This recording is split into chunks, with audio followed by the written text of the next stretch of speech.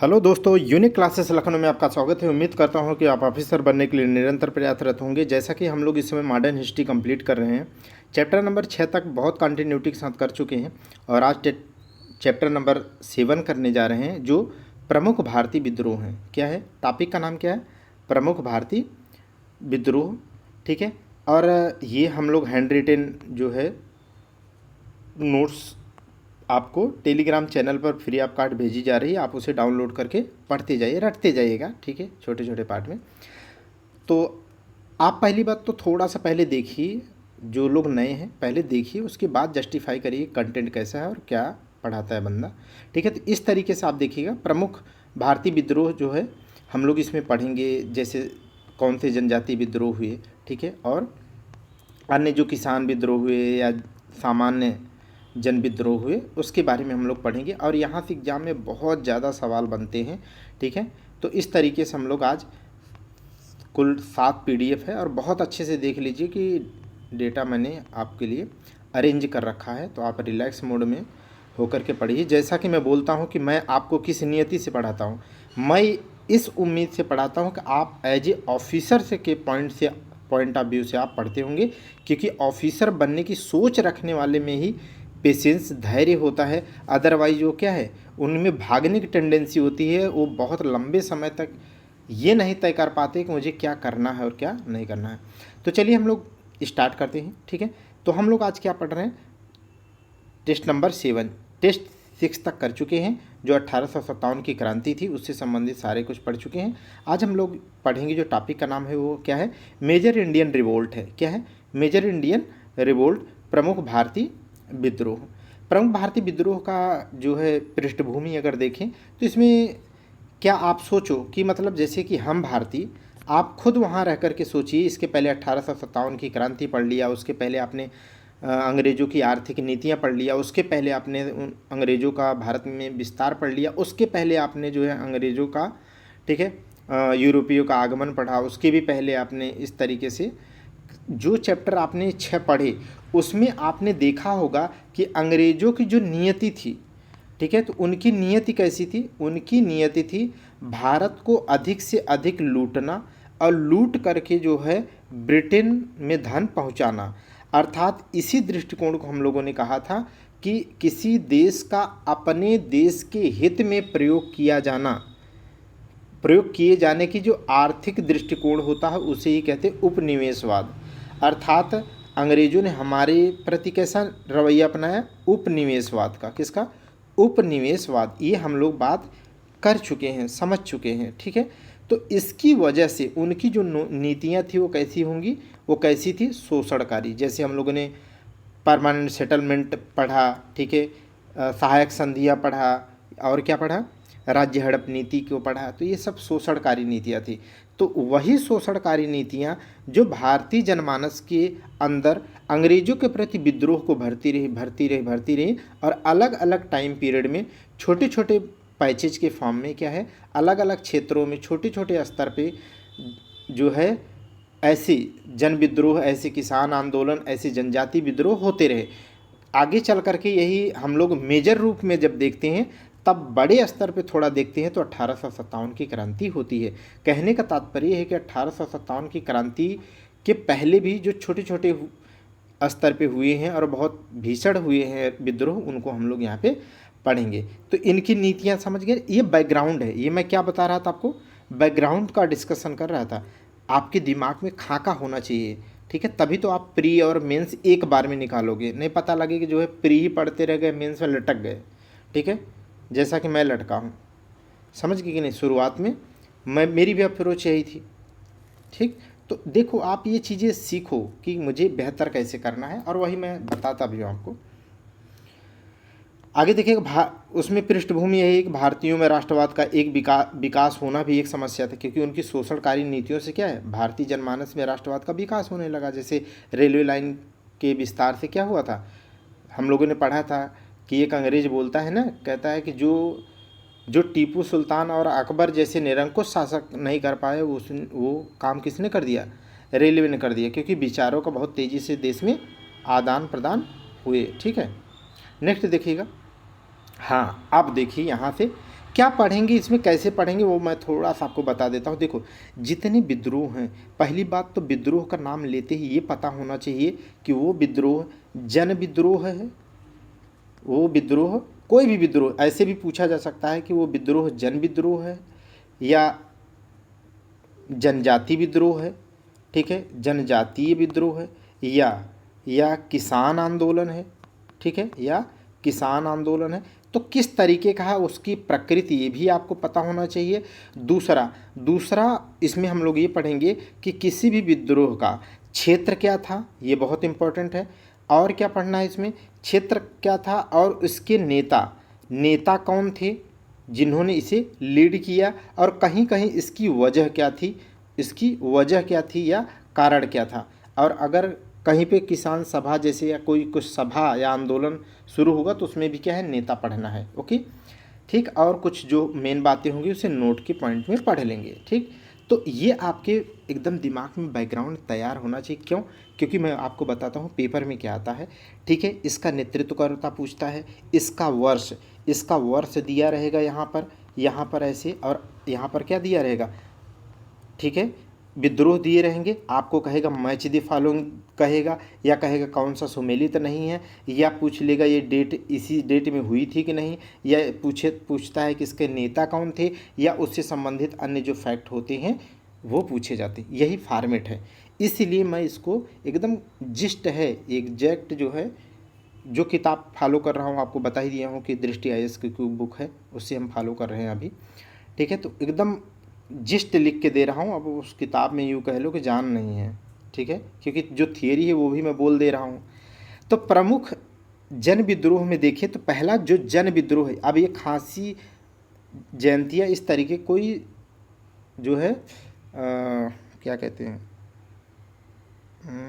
जनजाति विद्रोह नहीं है। तो आपके दिमाग में होना चाहिए कि सन्यासी विद्रोह एक क्या है, सन्यासी विद्रोह एक जन विद्रोह माने सामान्य जनमानस का विद्रोह है।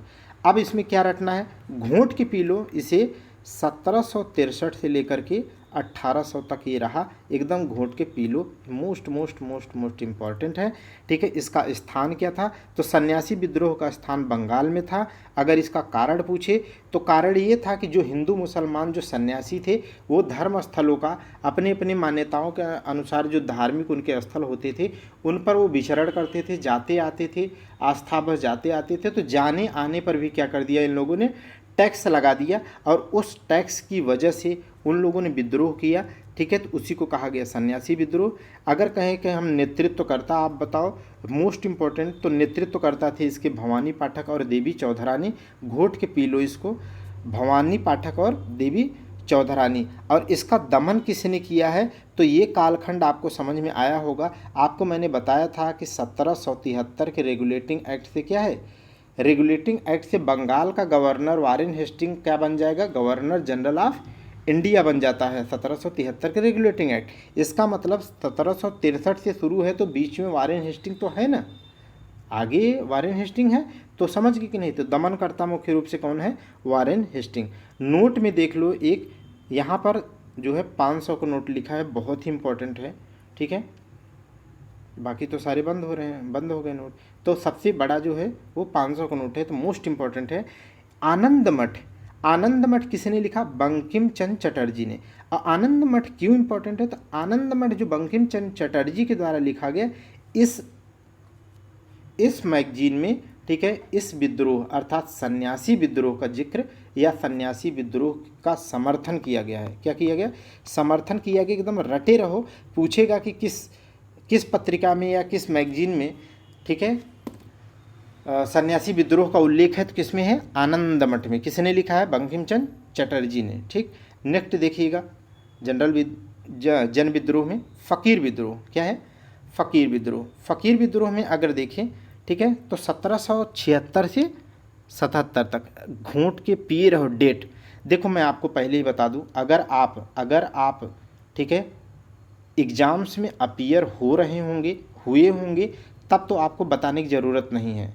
अदरवाइज अगर फ्रेशर हैं, ठीक है, तो मैं आपसे रिक्वेस्ट करूंगा, आपके पैर पड़ के कहूँगा कि मॉडर्न हिस्ट्री पढ़ते वक्त क्या है, आपको डेट पे वैसे भी हिस्ट्री पढ़ते वक्त डेट पे आपकी पैनी नज़र होनी चाहिए, और मॉडर्न हिस्ट्री पढ़ते वक्त डेट में भी क्या है, माने सन के साथ आप डेट भी रटना पड़ेगा।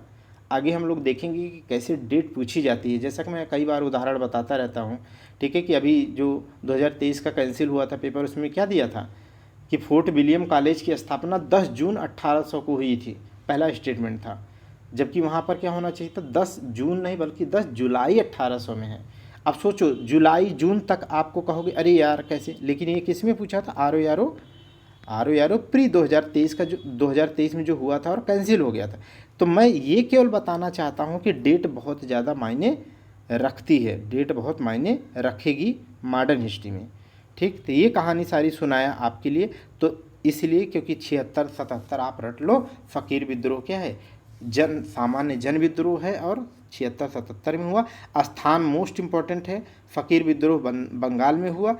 प्रकृति इसकी कैसी थी, माने यह विद्रोह किस प्रकृति का, नेचर क्या था, तो यह एक धार्मिक विद्रोह था। देखो, जो किताब में बहुत स्टेटमेंट में लिखा है, बहुत मैं की पॉइंट में प्रिसाइज कर दिया हूँ कि आप माने बहुत कम टाइम में आप रिवाइज भी कर लेंगे, और सारी जो एग्ज़ाम के डेटा हैं वो सर आपके दिमाग में बैठ जाएंगे। ठीक है, इसीलिए नहीं, देखो यहाँ पर कैसे लिख दिया हूँ, बस ये लिख दिया हूँ हेडिंग प्रकृति कैसी इसकी, धार्मिक था।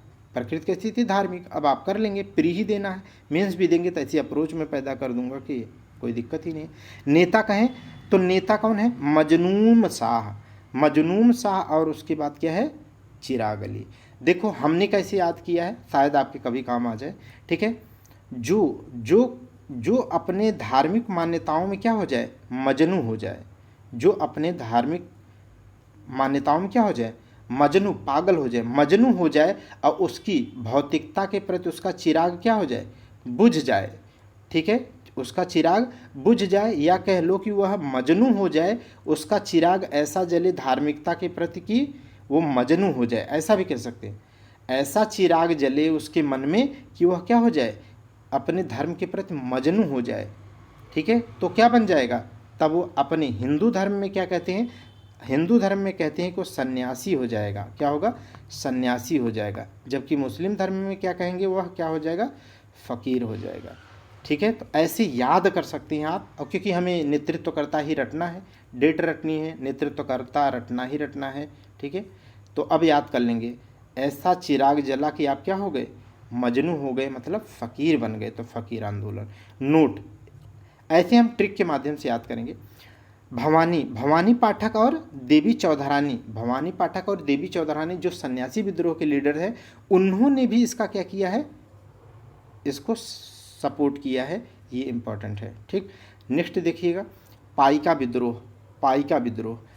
विद्रोह कब है, 1817 से लेकर के 25 में, 1817 से लेकर के 25। आप 25 मत याद करना, लेकिन 17 अगर याद नहीं करोगे तो आपके पर मैं कतर दूंगा, एग्जाम में आए तो याद रखना कि अगर 17 याद नहीं रहेगा, 1817 पाई का, तो हम आपको पाएंगे तो क्या कर देंगे, आपके पर कतर देंगे। ठीक है, तो 17 याद होना ही चाहिए।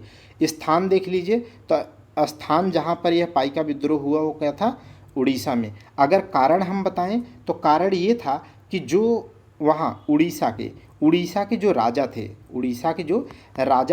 ठीक है, उन राजा के यहाँ जो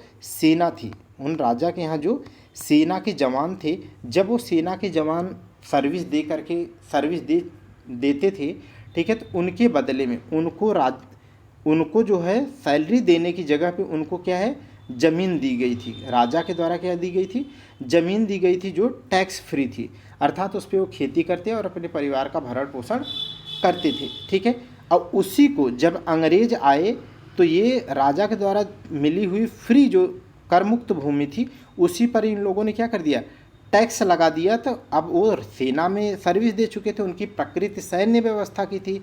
ठीक है, तो उन्होंने जब विद्रोह किया तो बहुत भयानक विद्रोह किया, माने बहुत नरसंहार भयानक स्तर का होगा। आप समझ पा रहे हैं ना बैकग्राउंड क्यों हुआ होगा। तो इस तरीके से इसका अगर कारण पूछे तो यही लिखा है कि खुर्दा के राजा द्वारा सेना को ही पाइका कहा गया। सेना को आवंटित जो कर मुक्त भूमि थी उसे अंग्रेजों ने क्या कर लिया, छीन लिया, या उस पर टैक्स लगाने की बात कही इसी के विद्रोह में। तो बहुत भयानक होता है। ठीक है, इसको याद क्या रखना है, और नेतृत्वकर्ता, देखो ये सब पे स्टार लगा दिया हूँ, बहुत इंपॉर्टेंट है, बहुत फिल्टर्ड करके आपको लिखा हूँ। प्लीज़ आप इसमें दिमाग मत लगाना, मैं आपके पैर पड़ता हूँ, आप इसे अगर एग्ज़ाम देना है तो एक एक लाइन रट डालना, एकदम क्रीम ही क्रीम है आपके पास, ठीक है। तो बख्शी जगतबंधु विद्याधर कौन थे? पाइका विद्रोह के नेतृत्वकर्ता कौन है? बख्शी जगतबंधु। अच्छा, जानते हैं मैं जिस फीलिंग के साथ आपको कहता हूँ ना, वो जानते हैं, वो सच में जब आप भी उस तरीके की मेहनत करके इतने जब आएंगे ना, एग्ज़ाम दे रहे होंगे ना, तो आप में वो आएगा और आप समझ पा रहे होंगे जब कि यार ये सब इतने इम्पॉर्टेंट सवाल हैं, तब आपके अंदर से वही भावना आएगी जो मेरे अंदर आ रही है, ठीक है। और आप पहली बार जब पढ़ रहे होंगे, नॉर्मल अभी अटेम्प्ट नहीं लिए होंगे या उतनी समझ नहीं होगी, तो कहेंगे यार बहुत यार फोकस होके बोलता है बंदा, ठीक। तो जगत बंधु विद्याधर कैसे हम याद किए हैं वो आपको बताते हैं, शायद ये ट्रिक आपके काम आए, सबका मैं बता देता जाऊँगा। पाइका, मैंने कहा ना कि आपको पाएंगे, अगर आपको एग्ज़ाम में हम पा गए और अगर आप 17 याद नहीं रखेंगे, ठीक है, पाइका विद्रोह, तो हम आपके पर क्या कर देंगे? कतर देंगे। तो इससे आप 17 याद हो सकता है आपको। और ये सेना के जवान रहे थे, इसीलिए इन्होंने क्या किया, इन्होंने जब अंग्रेजों को पाया तो किसी को नहीं बख्शा, माने एक सिंगल व्यक्ति जो सामने आता गया उसको किसी को नहीं बख्शा। तो बख्शे से क्या हो जाएगा? बख्शी, क्या बख्शी? इन्होंने बख्शा नहीं, बख्शा किसने? पाइका, जिसको पाया उसको कतर दिया, जिसको पाया खलास कर दिया। तो बख्शी जगतबंधु विद्याधर से याद हो जाएगा, इन्होंने ही नेतृत्व किया था, क्योंकि इन्होंने किसी को बख्शा नहीं था। और आपको याद होगा मोदी गवर्नमेंट के द्वारा जो 2017 में, ठीक है, इस आंदोलन के कितने 100 वर्ष पूरे, हाँ 100 वर्ष जब पूरे हुए थे, बहुत बड़े स्तर पर मनाया गया था और इसे प्रथम राष्ट्रीय जो है विद्रोह की भी संज्ञा दी गई थी। समझ गए कि नहीं? तो ये आपको रटा होना चाहिए। आगे देखिएगा अहोम, अहोम डेट रट लीजिएगा, घोट के पी लीजिए। अहोम 28 से 33, आप 33 मत याद रखना, लेकिन 28 आपके जहन से उतरना ही नहीं चाहिए। मुझे सोते जगते चाहे जब पूछो मैं बता सकता हूँ इनकी डेट। पाएंगे कतर देंगे 17, अहोम 28, हम अहोम 28 ही बोलते हैं। क्या बोलते हैं? अहोम 28। मैं ट्रिक भी बताता रहूँगा जो मैं जिस तरीके से याद किया हूँ। अब आप चाहे जैसे याद कर लो, लेकिन मैं अपनी मेहनत आपको बताते जाऊँगा। अहोम 28, अहोम 28, अहोम 28 बोलते ही वो एग्ज़ाम में आएगा, आपका दिमाग करेगा। कहाँ पर हुआ? तो असम में। कहाँ पर? अहोम 28 असम में। और नेतृत्वकर्ता किसने, कौन थे? गोमधर कुंवर। कौन थे? गोमधर कुंवर व कुमार रूपचंद। कुमार रूपचंद आप मत याद करो, लेकिन आप गोमधर कुंवर आपके जहन से उतरना नहीं चाहिए। गोमधर कुंवर, अहोम 28 असम, गोमधर कुंवर, गोमधर कुंवर। और जल्द ही अंग्रेजों के द्वारा इसका दमन कर दिया गया। अहोम, अहोम जानते हैं अहोम का नाम अहोम क्यों है? क्योंकि यहाँ जो राजवंश था वो उसका नाम क्या था? अहोम डायनेस्टी, अहोम राजवंश। इससे आप कुछ थोड़ा सा दिमाग इस समय करंट से जोड़ पा रहे हैं आप? अहोम जो डायनेस्टी है, तो उसके जो राजा होते थे, उन राजा को जहाँ पर दफनाया जाता था, ठीक है, उस टीले को जहाँ पर उनकी समाधि बनाई जाती है, तो उस टीलों को क्या कहा गया? उसको कहा गया है मोइद्दम, मोइद्दम, मोइद्दम, ठीक है। और ये मोइद्दम असम के अहोम डायनेस्टी के राजाओं का जो है जहाँ पर दफनाया जाता था उसे मोइद्दम कहा जाता है। और इस मोइद्दम को यूनेस्को की विश्व धरोहर सूची में 43वें स्थान पर इसे शामिल किया गया। 43वें नंबर की भारत की जो है, हमें लग रहा है 2025 में ही तो है ये मोइद्दम जिसे शामिल किया गया। तो ये अहोम डायनेस्टी से ही संबंधित है। हालांकि इस समय 44वां यूनेस्को साइट भी शामिल कर दिया गया है। 44वां कौन है? बोलो जल्दी से ज़रा, 44वां कौन सा है? ठीक है, मराठा साम्राज्य के 12 जो किले हैं उनको शामिल किया गया है, ठीक है, जिसमें एक जिंजीवार का किला है ना, जो तमिलनाडु में है, दक्षिण भारत में बाकी सब इधर है। एकदम घोंट के पिए रहो यार, जब करना है सो करना, जब पैर निकाल लिया तो रेस दे के ही छोड़ेंगे। आगे देखिए कि जन विद्रोह कौन सा है? फराजी या फर्जी। देखो कैसे याद किया, अहोम 28 असम, गुमधर कुंवर, ठीक है, पाइका कतर देंगे 17, किसी को नहीं बख्शेंगे, नो माने बख्शी जगतबंधु विद्याधर। ऐसे याद कर डालो, जहन में उतार डालो। फराजी या फरैजी विद्रोह कब हुआ? तो फराजी या फरैजी विद्रोह 1838 में। मैं कैसे याद किया हूँ वो मैं आपको बता देता हूँ, ठीक है। मैं 28 याद किया हूँ, मैं याद किया हूँ अहोम 28। अहोम 28 याद किया और इसके 10 साल बाद क्या हो जाएगा, 10 साल बाद मैंने याद किया है कि बाप बेटे क्या हो जाएंगे, फर्जी हो जाएंगे। हमने जो ट्रिक याद किया है वो आपको बता देता हूँ। अहोम 28, अहोम 28, तो अहोम विद्रोह 28 में, इसके 10 साल बाद, 10 वर्ष बाद क्या होगा, बाप बेटे क्या हो जाएंगे, फर्जी हो जाएंगे, बाप बेटे फर्जी हो जाएंगे। इससे याद हो जाएगा कि 10 साल बाद, 28 से 10 साल बाद क्या हो जाएगा, 38 में। अब फर्जी हो जाएंगे माने कौन सा विद्रोह होगा, फराजी विद्रोह या होगा फरेजी विद्रोह होगा। बाप बेटे फर्जी हो जाएंगे, इसका क्या मतलब है, एक पिता हैं जिनका नाम है शरीयतुल्लाह और उनके बेटे हैं मोहम्मद मोहसिन। तो इनके बाप बेटे, मैंने कहा ना शरीयतुल्लाह और मोहम्मद मोहसिन, तो शरीयतुल्लाह और मोहसिन बाप बेटे क्या हो जाएंगे, अहोम के बाद 10 साल बाद फर्जी हो जाएंगे बंगाल में, तो याद हो जाएगा। ठीक है।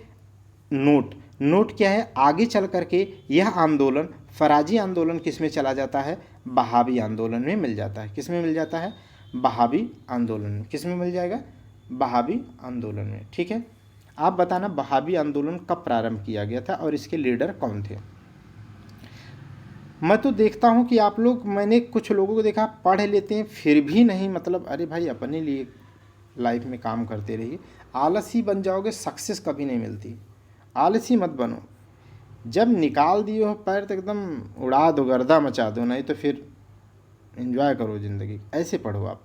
आगे देखिए गडकरी विद्रोह। गडकरी में हम कैसे याद किए हैं, गडकरी क्योंकि मैंने कहा ना मैच द फॉलोइंग में इतनी बार सवाल आता है। ठीक है, मैच द फॉलोइंग में या कौन सा मिस मैच है, इस तरीके से, या सामान्य ऐसे वर्ष पूछता है वनडे में।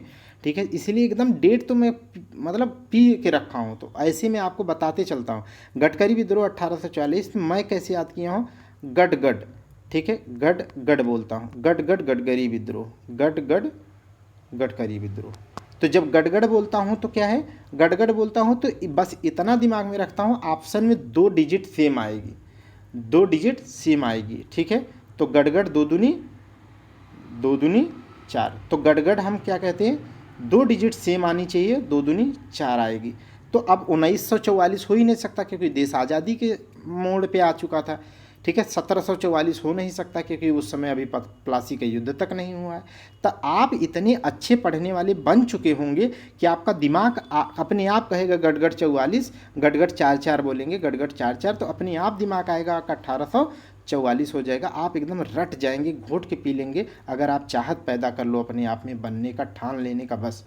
ठीक है, स्थान देख लो, गडकरी विद्रोह कहाँ हुआ, तो कोल्हापुर महाराष्ट्र में।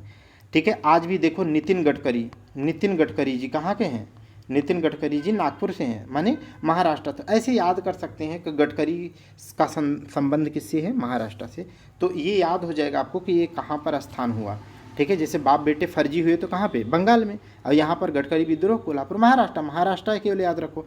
नेतृत्व करता है, एकदम रट लो, दाजी कृष्ण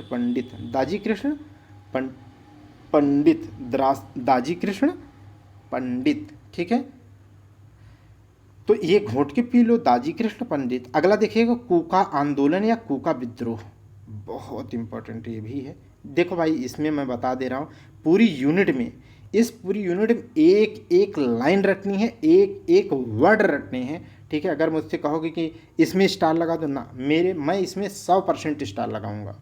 ठीक है, तो जिस उम्मीद से आपको मैं बोल रहा हूँ, मैं चाहता हूँ कि उसी उम्मीद से आप दृष्टिकोण से पढ़ेंगे, एकदम घोंट डालिएगा। कूका आंदोलन या कूका विद्रोह, डेट रट लो, एकदम डेट रट लो, और इसका तो एकदम घोंट के पी लो पूरी दोनों डेट, 1840 से लेकर के 72 एकदम पिए रहो, 1840 से 72 एकदम दोनों डेट पी लो। ठीक है, अब ये देखो कूका विद्रोह कहाँ पर हुआ था, तो पंजाब में हुआ था। अब कूका का नाम क्यों कूका पड़ेगा, अभी हम लोग बात करेंगे। इनके नेतृत्वकर्ता, अब इसकी प्रकृति देख लो। इसकी प्रकृति पहले धार्मिक थी, पहले क्या थी, धार्मिक थी, और वो बाद में क्या हो जाती है, राजनीतिक, माने अंग्रेजों के विरुद्ध हो जाएगी। पहले धार्मिक रही होगी तो क्या कारण रहे होंगे, पहले धार्मिक रही होगी तो क्या कारण रहा होगा, ये कारण था धार्मिक होने की वजह से कि जो सिख धर्म में प्रचलित जो अंधविश्वास हैं, बुराइयां, भ्रष्टाचार हैं, ठीक है, उसके खिलाफ था ये आंदोलन, कूका आंदोलन उसके खिलाफ था 1840 के दौरान। लेकिन बाद में क्या है, बाद में अंग्रेजों के विरुद्ध हो जाता है। क्यों? क्योंकि अंग्रेज इन भ्रष्टाचारियों को क्या करते हैं, इन भ्रष्टाचारियों को सपोर्ट करते हैं, और इसकी वजह से ये कहाँ पर, ये विद्रोह धार्मिक से कहाँ ट्रांसफ़र हो जाता है, राजनीतिक हो जाता है। ठीक है, और राजनीतिक जब होगा तो बहुत खतरनाक लेवल का होगा। देखिएगा आप, नेतृत्वकर्ता कौन है, नेतृत्वकर्ता इसके प्रारंभ में नेतृत्वकर्ता कौन थे, भगत जवाहर मल। क्या इसे याद करना है भैया, स्टार लगा दिया हूँ, याद करना ही करना, मैंने कहा ना कि रटना ही रटना है। बाद में इसे क्या है, राम सिंह कूका ने लीड किया, बाद में आगे चल करके राम सिंह कूका ने किया, और इतना भयानक भयावह रहा ये आंदोलन। तो इन्हीं के नाम पर क्या है, राम सिंह कूका के नाम पर ही क्या पड़ गया, कूका आंदोलन कहा जाता है। क्या कहा जाता है, कूका आंदोलन। क्या बोला जाता है, कूका आंदोलन। ठीक है, तो कूका आंदोलन, जैसे ही कूका बोले तो 1840 में कूका आप कर लीजिएगा, बस रट लीजिएगा। ठीक है, आगे देखिएगा 1872 में, 1872 में गिरफ्तार कर राम सिंह कूका को क्या है, रंगून भेज दिया गया। जहाँ पर कहाँ, जहाँ पर हम लोगों ने बात किया था, ठीक है, कि किसको भेजा गया था, बहादुर शाह द्वितीय, या जिसे जफर कहते थे ना, जो 1862 में मर गया था। 1857 की क्रांति के दौरान अंग्रेजों ने पकड़ करके दिल्ली से कहाँ भेज दिया था, रंगून। यही रंगून जहाँ पर वो 1862 में मर जाता है। ठीक है, अभी अभी आपने पढ़ा था, खुली खोपड़ी में पढ़िए ज़रा, मेंस देने जा रहे हैं, इस अप्रोच से पढ़ो कि एकदम डेटा एकदम पेटेंट एकदम घोंटे रहो, नहीं तो और मेहनत करो और एनर्जी लाओ। नोट, आंदोलनकारी खुद के हाथ से बने कपड़े पहनते थे। ये स्टेटमेंट बड़े एग्जाम में आते हैं ऐसे। ठीक है, कि किस आंदोलन से संबंधित लोग जो है हाथ में डंडा लेके मतलब वो, हाँ, डंडा का कुछ रहता था। ठीक है, वो उस तरीके से चलते थे, किसी विशेष लकड़ी को लेकर चलते थे। एक आंदोलन है ऐसा। और इसमें क्या है, किस आंदोलन के लोग अपने हाथ के बने कपड़े पहनते थे, इससे इसका क्या मतलब है, अपने हाथ से कपड़े कब बनाए जा रहे थे। हम लोगों ने जब देखा असहयोग आंदोलन चलाया, तब हमने क्या है, तब हमने अपने हाथ से कपड़े, अपने विद्यालय, अपनी फैक्ट्री, अपने केमिस्ट बनाने का प्रयास किया। ठीक है, तो इसका संदर्भ यहाँ पर भी मिलेगा।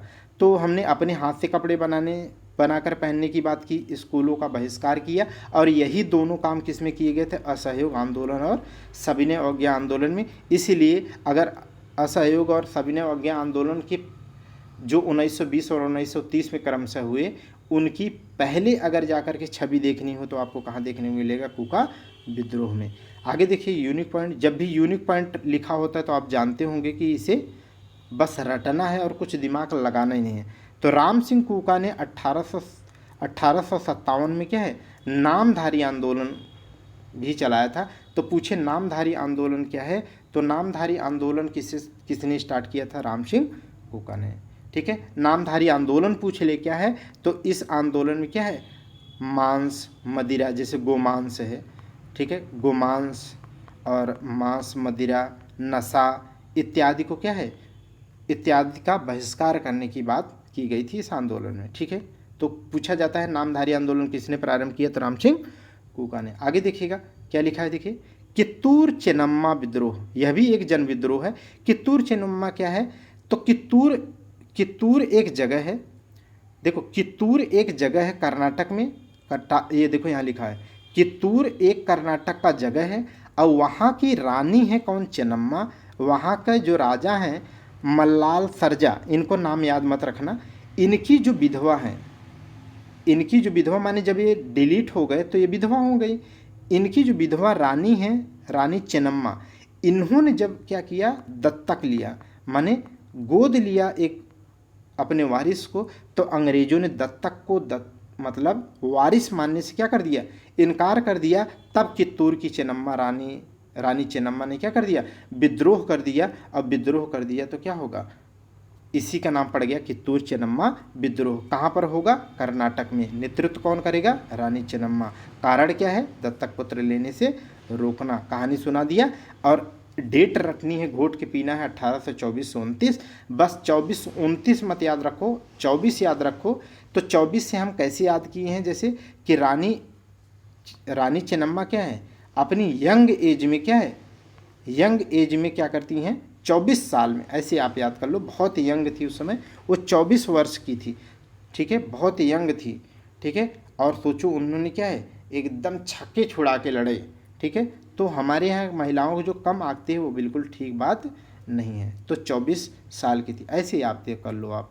आगे देखिएगा, अन्य महत्वपूर्ण जो जन विद्रोह हैं, यहाँ पर भी ठीक है, कोई किसान विद्रोह नहीं है या कोई जनजाति विद्रोह नहीं, वही है, लेकिन जो केवल और छोटे छोटे पॉइंट में आते हैं उनको देख लो। जैसे बघेरा का विद्रोह, ये पेपर में आया हुआ है कि बघेरा का विद्रोह किससे संबंधित है, किस स्थान से या किस क्षेत्र से संबंधित है।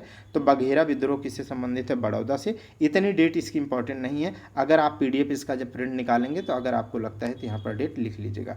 बिल्लौर का विद्रोह, बिल्लौर का सिपाही विद्रोह बहुत इंपॉर्टेंट है। ये घोट किसी को पी लेना, क्योंकि प्रथम सैन्य विद्रोह बोला जाता है। क्या बोलते हैं, प्रथम सैन्य विद्रोह बोला जाता है। कब हुआ था, तो प्रथम सैन्य विद्रोह हुआ था 1806 में बिल्लौर, ठीक है, 1806 में बिल्लौर। मैं एक आपसे प्रश्न पूछा हूँ जो पूछा हुआ सवाल है, ठीक है, उस समय मेरे दिमाग में नहीं आया था, नहीं मैं लिख देता, ठीक है। आप इसमें वो पूछा गया सवाल है ये कि बिल्लौर का जो विद्रोह है उसका भी व पे ही नाम है, इतना तो मुझे याद आ रहा है, ठीक है। बिल्लौर का जो विद्रोह होता है, सैनिक विद्रोह होता है 1806 में, उस समय कौन था गवर्नर जनरल, उस समय का गवर्नर जनरल कौन था, ये आपको पेपर में आया है, ठीक है। आप इसे प्लीज़ मत कमेंट करिएगा, लेकिन सर्च करके थोड़ा सा लिख लीजिएगा। आगे देखिए, कच्छ का विद्रोह, इसकी डेट घोंट के पी लो भाई, 1819। कच्छ विद्रोह 1819, कच्छ विद्रोह 1819, कच्छ विद्रोह 1819, ठीक है, कच्छ विद्रोह 1819।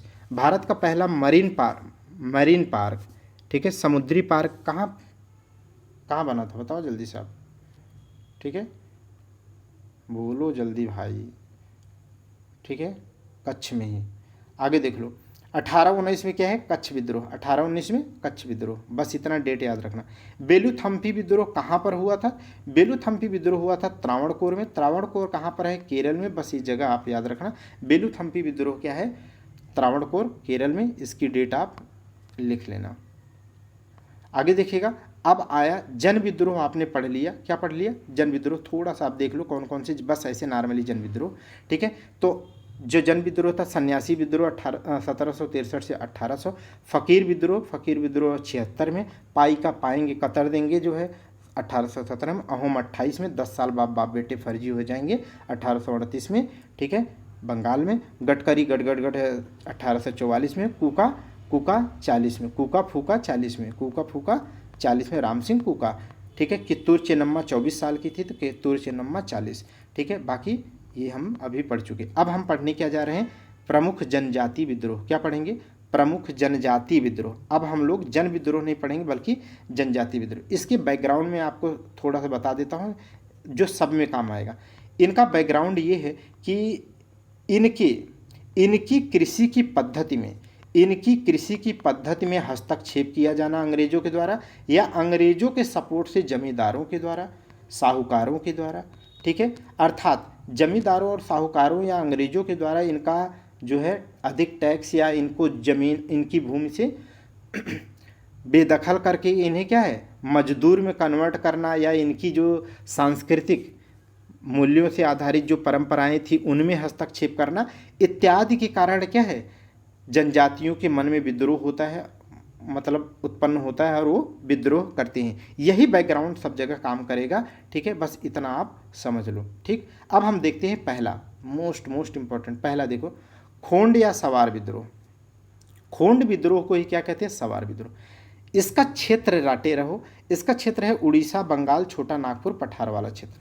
क्या है, छोटा नागपुर, पठार वाला क्षेत्र। क्लियर। आगे देखिएगा, कारण क्या था, तो कारण अब मैं आपको बता दिया। इनमें प्रचलित, अब देखो बहुत इंपॉर्टेंट है, मैंने कहा ना कि या तो इनको जमीन से बेदखल, इनकी जमीन पर हस्तक्षेप करेंगे, या इनके सांस्कृतिक मूल्यों वाली परंपराओं में हस्तक्षेप किया गया। जैसे इनमें चलती थी एक व्यवस्था नरबली। आज हम कहते हैं कि नरबली अच्छी बात नहीं है, जो बहुत प्राचीन काल में भी इतिहास में मिलता है। जो प्रकांड विद्वान होता था, जो शरीर में एकदम बेहतरीन होता था, जितने खले टाइप के होता था, जो अच्छी प्रतिभा का धनी होता था, उसको साम्राज्य की समृद्धि के लिए क्या है उसकी बलि दी जाती थी। माने कितनी घटिया से घटिया व्यवस्थाएं थी, ठीक है। लेकिन जब समाज में में चिंतन का स्तर बढ़ता है तो ये रूढ़िवादी व्यवस्थाएं समाप्त होती हैं। वैसे ही आज हमें बुरा लगता है, लेकिन तब क्या है, नरबलि प्रथा जब खोंड या सवार जनजातियों में जो प्रचलित थी वो अंग्रेजों के द्वारा जब बंद कर दी गई तो वो उसी तरीके से नाराज हुए जैसे आज 3 तलाक को ख़त्म करने पर कुछ मुस्लिम समुदाय आग बबूला हुआ। तो ऐसे ही तो आप देखेंगे तो नरबलि प्रथा या मोरिया कहते हैं, इसको सरकार ने प्रतिबंधित कर दिया। बस क्या था, उनका खून खौला। और क्या है, आपने देखा था ना दिल्ली में क्या हुआ था, कितने लोगों की जान चली गई। ठीक है, ऐसा होता है भाई विद्रोह, विरोध का तरीका। आगे देखेंगे नेतृत्व। नेतृत्व हमें याद रखना है चक्र बिसोई, चक्र बिसोई। ठीक है, और चक्र बिसोई बाद में राधा कृष्ण दंडसेना, लेकिन आप इनका नाम मत याद रखना, लेकिन इनका भूलना मत। कैसे याद करोगे मैं बता देता हूँ। ठीक है, खोंड, खोंड जनजाति में 2 बातें याद रखनी। एक तो नरबलि प्रथा उनके यहाँ चलती थी, उसी का विरोध किया। नरबलि प्रथा और नरबलि जिस चक्र से देते थे, समझ गए कि नहीं, जिस चक्र से नरबलि करते थे, जिस चक्र से ये लोग काटते थे, नर की बलि देते थे, ठीक है, उसी चक्र को जब विरोध किया तो उसी चक्र से क्या किया, अंग्रेजों को विरोध किया गया। किसके द्वारा, चक्र बिसोई के द्वारा, चक्र बिसोई के द्वारा, याद हो जाएगा। चक्र बिसोई, जिस चक्र से नरबलि प्रथा खोंड वालों देते थे उसी चक्र से क्या कर दिया, अंग्रेजों के विरोध चक्र बिसोई ने कर दिया। जैसे पाइका में क्या है, 1817 में हम लोगों ने कहा कि किसी को वो लोग बख्शे नहीं, क्योंकि वो सेना के जवान रह चुके थे, तो उन्होंने बख्शी जगत बंधु विद्याधर, आपने वो याद किया। ऐसे ही ये चक्र बिसोई खोंड में याद कर लेंगे, याद हो जाएगा यार मेरे दोस्त। इतना मेहनत जब ठान लोगे तो याद हो जाएगा। कोई कहता है कि याद नहीं होता, अरे आपने कभी ठाना ही नहीं, जरा आप ठान के देखो तो। ठीक है, कोल विद्रोह, कोल विद्रोह 1831 से 32, डेट एकदम मोस्ट इंपॉर्टेंट है इसकी। ऊपर वाले की डेट नहीं याद करनी थी, लेकिन इसमें बहुत बहुत बहुत इंपॉर्टेंट है, रटना है। ठीक है, यह क्षेत्र देख लो तो खोंड विद्रोह, अच्छा नहीं कोल विद्रोह। देखो मैं आपको थोड़ा सा आपको बताऊं, अगर अब आप पढ़ते होंगे तो ज़्यादा करके आप देखते होंगे अंग्रेजों का वर्चस्व था तो बंगाल में था, बंगाल बिहार उड़ीसा से बढ़ते हुए ये लोग महाराष्ट्र की तरफ आए।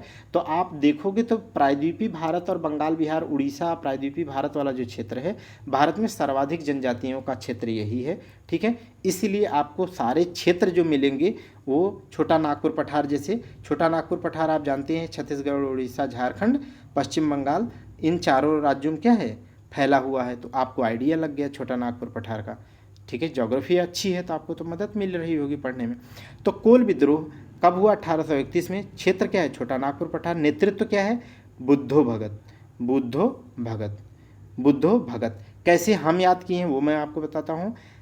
बुद्धू, ठीक है, जैसे महंगाई होने के बाद भी बुद्धू आज क्या है, 31 रुपये में कोयला बेच रहा है। बुद्धू क्या है, महंगाई होने के बावजूद भी बुद्धू क्या कर रहा है, 31 रुपये में क्या बेच रहा है, कोयला। ठीक है, कोयला। तो हमने याद किया है 31 रुपये में बुद्धू कोयला बेच रहा है, बुद्धू कोयला बेच रहा है 31 रुपये में। तो 1831 में क्या हो जाएगा, बुद्धू हो जाएगा। ठीक है, क्या बेच रहा है, कोयला, कोल विद्रोह हो जाएगा। इसका कारण मैं आपको बता दूं, ये बहुत इंपॉर्टेंट है। कारण ये है, ठीक है, कि दीकुओं अर्थात बाहरी लोगों को भूमि आवंटित करना अंग्रेजों के द्वारा, इन्हें इनकी ज़मीन लेकर के जमींदारों को ज़मीन देना। अब बस एक शब्द मोस्ट इंपॉर्टेंट है इसमें, दीकुओं। जब भी आज भी कभी भी कोई कहे दीकुओं, तो दीकू मतलब होता है बाहरी लोग, जो जनजाति क्षेत्र या जनजातियों के से जो बाहरी लोग, मतलब जन सामान्य जो लोग जाते थे। ठीक है, तो वो अपने आप को समाज से अलग मानते हैं। तो जब भी कोई जाएगा तो उसे क्या कहेंगे वो लोग, बाहरी लोग क्या कहेंगे, उसको दीकू कहेंगे। ये नहीं कि अंग्रेज को दीकू कहेंगे, अंग्रेज हो चाहे जो हम भी जाते उस समय तो क्या है, बाहरी ही कहते, क्योंकि दीकू ही कहते, वो दीकू मानते क्योंकि अपने आप को समाज से अलग मानते हैं। ठीक है, तो ये जनजाति विद्रोह में हम लोगों ने देखा दीकुओं का क्या मतलब होता है। आगे देखिएगा, हूल या संथाल विद्रोह बहुत इंपॉर्टेंट है। हूल विद्रोह, हूल जनजाति है, संथाल जनजाति है। संथाल परगना में पाई जाती है, झारखंड वाले क्षेत्र में। ठीक है, हूल भी क्या है, उड़ीसा। आप ज्योग्राफी भी पढ़े होंगे तो बहुत मदद मिलती है। ज्योग्राफी पहला ऐसा सब्जेक्ट है जिसे सबसे ज़्यादा अच्छे से तैयार करना चाहिए। अगर वो तैयार है तो मदर ऑफ ऑल सब्जेक्ट ऐसे ही नहीं कहते। एग्रीकल्चर पढ़ना है, वो एग्रीकल्चर समझा देगा। ठीक है, किसी के कदकाठी कैसी होगी, कैसी कल्चर होगी, कैसी इकोनॉमी होगी, कैसे राजनीति वहाँ की होगी, ठीक है, वो सब कुछ ज्योग्राफी बताती है। देखो यहाँ की राजनीति बता तो रही है, छोटा नागपुर पठार के क्षेत्र में राजनीति बता तो रही है कि वहाँ पर जनजाति क्षेत्र होगा, ठीक है, क्योंकि जंगल वंगल है तो जनजाति क्षेत्र होगा, तो वहाँ पर क्या होगा, ज़्यादा रूढ़िवादी विचार होंगे। ज़्यादा रूढ़िवादी विचार होंगे तो अंग्रेज उसमें अगर इंटरवीन करेंगे, उनकी संपत्तियाँ, उनके सांस्कृतिक मामले में विद्रोह होगा। ज्योग्राफी बहुत अच्छी चीज़ है, सब बताती है, ठीक है, क्योंकि मैं तो भाई मेरा फेवरेट भी रहा है ज्योग्राफी। मैं ज्योग्राफी पीसीएस लेवल तक पढ़ा भी चुका हूँ। ज्योग्राफी से मैं 2 बार सब्जेक्टिव में भी मेन से लिख चुका हूँ पीसीएस का, तो मुझे ज्योग्राफी, अब ज्योग्राफी अलग बात है कि मैं पढ़ा नहीं पाता हूँ, क्योंकि उसके लिए क्या है, बोर्ड चाहिए, वो मेरे पास इस समय है नहीं, ठीक है, फ़ोन पे पढ़ाना इतना मैं हाथ से बनाया नहीं जा सकता मोबाइल फ़ोन पे, ठीक है, इसलिए नहीं पढ़ाता हूँ। क्षेत्र सबसे ज़्यादा डिमांड हम जो है उसी की रहती है, लेकिन क्या करें। दामन कोह क्षेत्र क्या है, दामन कोह या संथाल परगना जो राजमहल पहाड़ी क्षेत्र में है। अगर ज्योग्राफी पढ़े होते तो मैप में एकदम दिमाग में आ जाना चाहिए था कि राजमहल पहाड़ी क्षेत्र किधर है, ठीक है, एकदम घोंट के पिए रहो ज्योग्राफी का, यहाँ पर है राजमहल पहाड़ी, ठीक है, राजमहल पहाड़ी, ठीक है। तो ऐसे राजमहल पहाड़ी तो है जो यहाँ पर कट जाती है, बांग्लादेश में नदियों के द्वारा कट जाती है, और आगे जा कर के असम में क्या है, बराइल और नहीं मिकिर रेंगमा पहाड़ी के रूप में विस्तार वहाँ तक मिलता है। यहाँ गारो खासी जयंतिया से लेकर मिकिर रेंगमा पहाड़ी असम तक उसका विस्तार मिलता है। आगे देखिएगा, बहरहाल ज्योग्राफी का पार्ट है, लेकिन एकदम पता होना चाहिए यार, मैं तो एज ए ऑफिसर आपको पढ़ाता ही हूँ उस सोच से। कारण देखो महाजनों के द्वारा क्या किया गया, उच्च लगान, माने बहुत ज़्यादा इनका शोषण किया जा रहा था, ये कारण था, ये पूछेगा नहीं, बस समझ के लिए, लेकिन ये नेतृत्व रटना होगा। नेतृत्व करता क्या है, कौन थे, सिद्धू और कान्हू, सिद्धू और कान्हू किसके हैं, हुल संथाल सिद्धू कान्हू। डेट क्या है, 55-56, हुल संथाल 55-56। देखो यहाँ पर दो यहाँ याद कर लोगे, 55-56 हुल संथाल सिद्धू कान्हू, ठीक है, हुल संथाल 55-56 सिद्धू कान्हू, हुल संथाल 55-56 सिद्धू कान्हू, ठीक है। बस चाहत पैदा होनी चाहिए भाई, फिर तो कोई नहीं रोकता। लोग सिविल सोचो आईएएस का पेपर निकालते हैं जो अन्य पेपरों की तुलना में बहुत टफ माना जाता है, ठीक है, होता भी है, ठीक है, तो आप भी की तरह रोटी खाता है यार, लेकिन वो ठान के रखता है ज़िंदगी में बदलाव लाने को, और हम क्या हैं, सो रहे होते हैं। आगे देखिएगा, यूनिट मोस्ट इंपॉर्टेंट पॉइंट लिखा है, या यूनिट पॉइंट कह लेते हैं। 1856 में संथाल परगना की क्या की गई, स्थापना। मानी ये विद्रोह कैसा रहा, कहने का मतलब ये है कि ये विद्रोह सफल रहा, और सफल रहा तो अंग्रेजों को क्या है, अंग्रेजों ने इनके बीच में हस्तक्षेप को रोकने के लिए क्या कर दिया, संथाल परगना की स्थापना कर दिया। 1856 में संथाल परगना को अलग कर दिया, और उनके संरक्षण हेतु संथाल परगना काश्तकारी अधिनियम 1876 पारित कर दिया। मोस्ट इंपॉर्टेंट है, डेट बहुत ज़्यादा पूछी जाती है। संथाल परगना काश्तकारी अधिनियम 1836 पारित करके उनके क्षेत्र को क्या है, दीकुओं से बचाने के लिए प्रयास करना इनकी मजबूरी हो गई। शौक तो होगा नहीं, इतने दुष्ट थे तो कैसे शौक होगा। आगे देखिएगा, मुंडा विद्रोह, सबसे इंपॉर्टेंट जनजाति विद्रोह में मुंडा विद्रोह होता है, जो पेपर में आता है। मुंडा विद्रोह अगर कहें तो 1899 में, ठीक है, और इसे उलगुलान विद्रोह कहते हैं। इसे उलगुलान विद्रोह का मतलब क्या होता है, महान विद्रोह। क्या बोलते हैं, उलगुलान का तात्पर्य क्या होता है, महान विद्रोह, ठीक है, महान विद्रोह। और ये इतना भयानक विद्रोह था, इससे भयानक कोई जनजाति विद्रोह हुआ ही नहीं, समझ गए कि नहीं, हुआ ही नहीं। इसी में एक अलग प्रकार की लकड़ी के डंडे को लेकर के चलते थे। तो मुंडा और संथाल विद्रोह या उलगुलान विद्रोह कहते हैं 1899 से लेकर के 1900। अंक बहुत ही तगड़ा है, आपको याद होना चाहिए, 1899 से 1900, 1899 से 1900, ठीक है। क्षेत्र क्या है इसका, छोटा नागपुर पठार है, ठीक है, ये क्षेत्र पूछेगा नहीं। अगला देखिएगा, कारण आपको रटा होना चाहिए। अंग्रेजों के द्वारा इनकी एक व्यवस्था थी खूट कंटी, जैसे खोंड और सवार में नरबली प्रथा थी मोरिया करके, ठीक है, ऐसे ही रटना है आपको। मुंडा जो जनजाति है, ठीक है, छोटा नागपुर पठार में, उनमें एक व्यवस्था थी उनके समाज में, खूट कंटी व्यवस्था का मतलब ये होता है कि ये लोग जो इनके समुदाय में कृषि योग्य भूमि होती थी उस भूमि पे ये लोग क्या करते थे, सामूहिक रूप से क्या करते थे, खेती करते थे, फिर उपज को अलग अलग हिस्सों में बांट करके सामाजिक रूप से चलते थे। लेकिन ये अंग्रेज आए तो क्या किए, इस सामाजिक या सामूहिक व्यवस्था को परिवर्तित करके क्या कर दिया, इस भूमि का जमींदारों को आवंटन करने लगे, और जो है जनजातियां क्या है उस खेत में केवल केवल कामगार के रूप में काम करने लगी। इसी विद्रोह में क्या है, मुंडा विद्रोह होता है। और इसको लीड कौन करता है, अब इनके बारे में भी आपको बताता हूँ। लीड कौन करता है, तो यह विद्रोह आगे देखेंगे सफल भी रहता है, और इसे लीड कौन करते हैं, तो बिरसा मुंडा। इनकी इतनी अहमियत है झारखंड में, माने इनकी इतनी वैल्यू है, आज भी माननीय प्रधानमंत्री नरेंद्र मोदी जी के द्वारा भी जब बोला जाता है, स्पीच देखना सुनना उनके संबंध में योजना, या जब भी वहाँ की स्पीच करते हैं, इसे मैं कहता हूँ हमेशा न्यूज आप कम से कम टॉप 100 की सुना करो, बहुत ऐसे थॉट्स आपको समझ में आएंगे। वो कहते हैं कि भगवान बिरसा मुंडा, क्या बोलते हैं, भगवान बिरसा मुंडा, क्या बोला जाता है इनको, भगवान बिरसा मुंडा। तो अब मतलब समझ में आया कि इनकी वैल्यू मैं आपको समझाना चाहता हूँ कि इन्हें क्या है, भगवान माना जाता है। ठीक है, किसको, मुंडा विद्रोह के लीडर बिरसा मुंडा को। कौन सी व्यवस्था यहाँ थी, खूट कंटी, क्या होती है, सामूहिक कृषि की व्यवस्था। नेक्स्ट देखिएगा जनजाति, अन्य जो जनजाति विद्रोह हुए, ठीक है, अन्य जो जनजाति विद्रोह हैं उनको यहाँ पर हमने लिखा है। पहला देखो, अन्य में खासी विद्रोह। खासी विद्रोह कब है, 1827 से लेकर के 33। अब बताओ अहोम कब हुई थी, अहोम 28 में, अहोम 28 में। तो अहोम 28 के ठीक पहले कोई विद्रोह हुआ है तो कौन सा हुआ है, खासी विद्रोह। अहोम कहाँ हुआ था, असम में, और ठीक उसके पहले जो विद्रोह हुआ है वो कहाँ पर हुआ है, मेघालय में। क्योंकि गारो खासी जयंतिया जो पहाड़ियाँ हैं वो कहाँ पर हैं, मेघालय में है। कहाँ पर है, मेघालय में। ठीक है, इस तरीके से आप ऐसे है,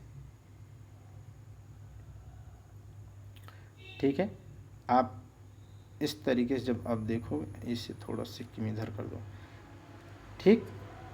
तो यहाँ वाला जो क्षेत्र है ये वाला, तो ये है गारो, ये है खासी और ये है जयंतिया।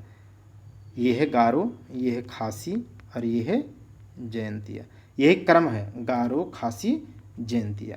तो ये मेघालय है, ये मेघालय है, ठीक है। तो मेघालय की ही तीनों एक क्रम से पहाड़ियाँ हैं, गारो खासी जयंतिया। इसी क्षेत्र में इन्हीं पहाड़ियों पर, गारो पहाड़ी पर रहने वाली जनजाति को गारो कहते हैं, खासी पर रहने वाली जनजाति को खासी कहते हैं, जयंतिया जो पहाड़ी है उस पर रहने वाली जनजाति को जयंतिया जनजाति। तो गारो खासी जयंतिया पहाड़ियाँ हैं और गारो खासी जयंतिया जनजाति है। ऐसे ही आप जनजातियाँ कहाँ पढ़ते हो, यहाँ पर अरुणाचल प्रदेश में, यहाँ पर उत्तर में इसी तरीके से। कौन कौन सी है वहाँ पे, डफला, मिसमी, मीरी, आबोर। तो सबसे पहले जो पहाड़ी है वो कौन सी है, डफला, ठीक है। और अंतिम में कौन है, मिसमी, डफला, मिसमी, बीच में क्या है, मीरी और आबोर, मीरी और इसके बाद कौन सी है, आबोर, ठीक है। तो जो पहाड़ियाँ हैं इसी पर, यहाँ डफला जनजाति है, यहाँ मेरी जनजाति है, यहाँ आबोर और यहाँ मिसमी।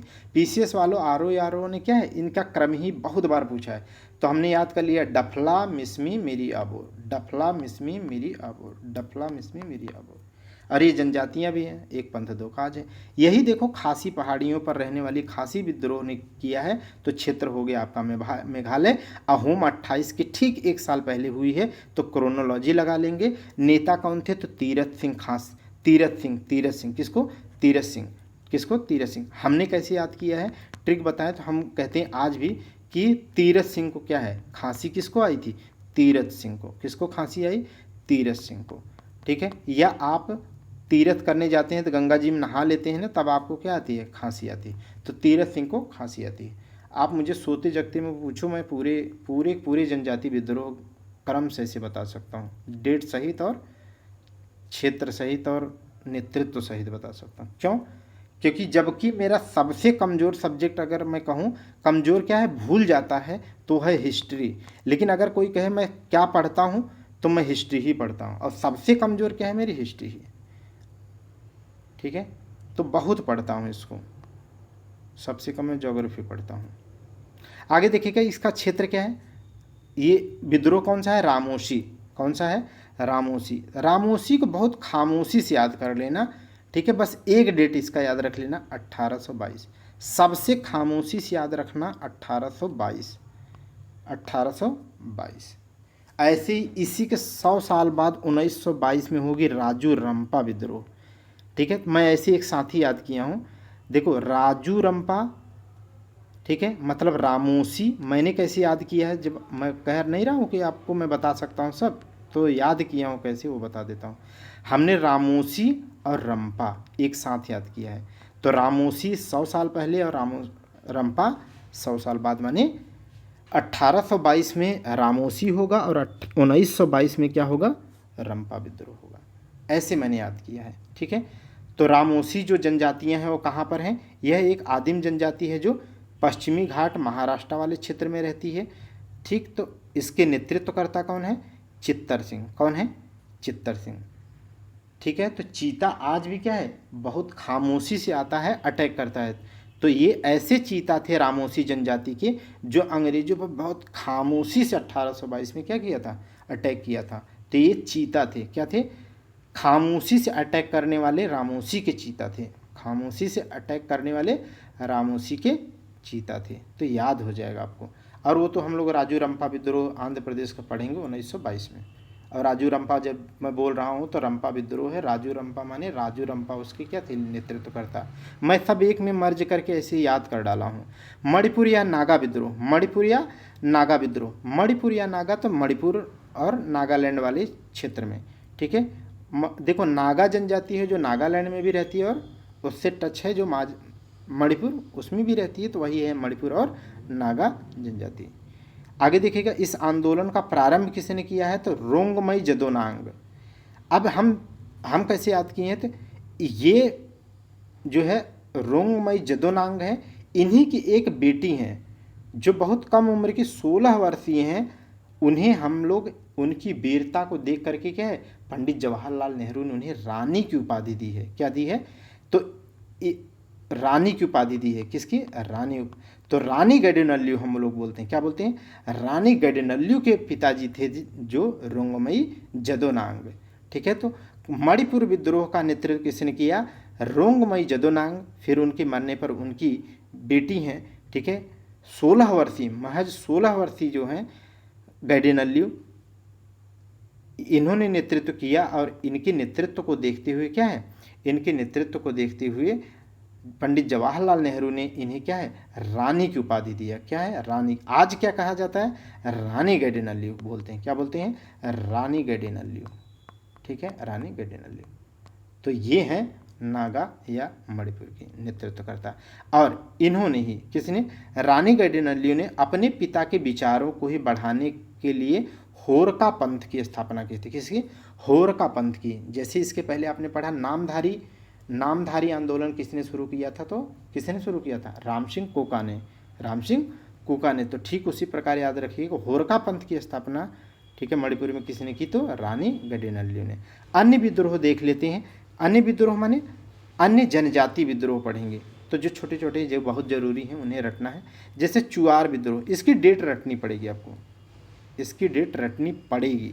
और इसका क्षेत्र भी पूछा गया, ये क्षेत्र पूछा गया था, मैं इतना बता सकता हूँ, ठीक है, क्षेत्र पूछा गया था। चुआर विद्रोह कहाँ पर हुआ था, तो चुआर विद्रोह बंगाल में हुआ था, ठीक है, चुआर जनजाति के द्वारा। अर्थात देखो, इससे पढ़ने से आपकी ज्योग्राफी भी मजबूत हो रही। कल को पूछेगा हुल या संथाल जनजातियाँ किधर रहती हैं, तो छोटा नागपुर पठार वाला वो राज्य आप या दिमाग में आएगा, टिक कर लेंगे, पश्चिम बंगाल, झारखंड, उड़ीसा, छत्तीसगढ़, ठीक है। ऐसे ही पूछ लेगा कि चुआर जनजाति कहाँ रहती है, तो आप टिक कर लेंगे अब बंगाल वाले क्षेत्र में, ठीक है। गारो खासी जनतियाँ या डफला मिसमी मेरी आबोर जनजातियाँ कहाँ रहती, तो वो आपका देखो। इसीलिए मैं कहता हूँ ना, अगर अच्छे से, मैं आपको क्यों कहता हूँ कि एज ए ऑफिसर आप पढ़ो, एज ए ऑफिसर के माइंड सेट से जब पढ़ोगे तब आप 360, अगर मैं पढ़ाऊँ आप तो 360 पढ़ने की अप्रोच रखोगे, नहीं आप में भागने की टेंडेंसी रहेगी। आपके चित्त में तो यही लगा रहा है, अरे ख़त्म नहीं हो रहा, ठीक है, पता लगो उसकी वजह से कनेक्टिविटी नहीं होती और आप कहीं और खो जाते हैं। तो देखिएगा, चुआर विद्रोह जो है 1768 में हुआ, क्षेत्र बंगाल है और जनजाति चुआर जनजाति। आगे देखिएगा, मोस्ट इंपॉर्टेंट है ताना भगत। ताना भगत कब हुआ था, 1914 में 14 प्रकार के ताना बाना बिठाने का कोशिश किया गया था। ताना 14 में, ठीक है, 14 प्रकार के ताना बिठाने की कोशिश की गई थी ताना भगत के द्वारा। तो ताना भगत आंदोलन छोटा नागपुर पठार क्षेत्र में उराव जनजाति के द्वारा, किस जनजाति के द्वारा? उराव जनजाति के द्वारा। नेतृत्वकर्ता कौन थे? तो ताना भगत। इसीलिए इसका आंदोलन क्या है? 1914 में ताना भगत। 1914 में ताना भगत। ताना भगत रैयत एग्रीकल्चर लैंड रेस्टोरेशन एक्ट 1948 पारित किया गया था, यह स्वतंत्रता के बाद। माने उराव जनजातियों के अधिकारों को देखते हुए आज़ादी के बाद भी सरकार के द्वारा क्या है, उन्हीं के नाम पर ताना भगत रैयत एग्रीकल्चर लैंड रेस्टोरेशन एक्ट 1948 पारित किया गया। ठीक है, यह स्वतंत्रता के बाद। तो ताना भगत क्या है? 14 प्रकार के ताने बाने बिनना है। चुआर 1768 में, कहाँ पर? बंगाल में। ठीक है, आगे देखो राजू रंपा विद्रोह। अभी अभी मैंने कहा रामोसी में बहुत खामोशी से चीता क्या करता है? अंग्रेजों का शिकार करता है। तो चित्तर सिंह थे। कौन थे उसके नेता? चित्तर सिंह थे। और कब था? 1822 में। 100 साल बाद मैंने आपको कहा कि रंपा विद्रोह होगा 1922 में। ठीक है, और राजू रंपा बोल रहा हूँ। ठीक है, तो वही है, वही नेतृत्वकर्ता भी हो जाएंगे, आपको याद हो जाएगा। तो रंपा विद्रोह अभी मैंने कहा कि आंध्र प्रदेश वाला क्षेत्र, तो गोदावरी क्षेत्र आंध्र प्रदेश में हुआ। और अल्लूरी सीताराम राजू कौन थे इसके नेतृत्वकर्ता? मोस्ट इंपॉर्टेंट है, अल्लूरी सीताराम राजू। तो आप कैसे याद करोगे? जैसे मैं बोला, आप उस ट्रिक से याद कर सकते हो। देखो, मैं आपको सारी ट्रिक बताए जा रहा हूँ। 1857 की क्रांति में इतनी अच्छी ट्रिक से पूरा याद करा दिया। ठीक है, ऐसे यहाँ पर भी बता रहा हूँ, तो आप याद कर लो अब। ठीक है, ताना बुनना है तो 14 प्रकार के ताना बाना, ताना भगत। ठीक है, ताना भगत लीडर हो जाएंगे। रामपा विद्रोह या रामोसी विद्रोह रट लेंगे। और अल्लूरी सीताराम राजू में आप केवल राजू रंपा याद कर लो, राजू रंपा, तो दोनों याद हो जाएंगे। रंपा विद्रोह याद हो गया, राजू नेतृत्वकर्ता में नाम आएगा, ऑप्शन तो आएगा ही आएगा, आप कर ले जाएंगे। ठीक है, नेक्स्ट देखिएगा कुकी विद्रोह। अब देखोगे अगर, तो अब आपको ज्योग्राफी आपकी अच्छी हो तो आप बताओ, कुकी नागा